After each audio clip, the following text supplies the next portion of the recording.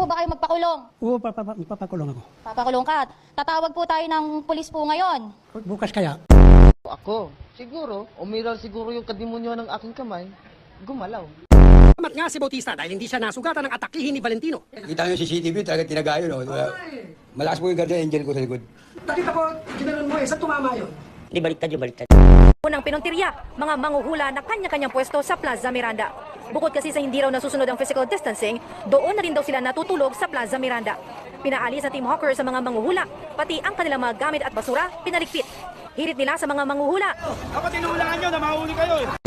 Di nyo po na itatanong, kami po, hindi lang po kami entertainer talaga. Totoo yan? Doon sa Cebu po, isa po akong abogado doon. Ikaw abogado ka? O, abogado po Maraming ako. lawyer dito. O, abogado ako. Abogado ka? Lahat ng mga kliyente ko po, pinapangakuan ko po. Paano? Na kapag sila talo, tapos ako yung abogado, magpapakulong ako. Yun. Oh, kanina may tumawag, isang kliyente ko doon sa Cebu. Oh. Oh, pero ibinigay ko sa ibang abogado. Bakit?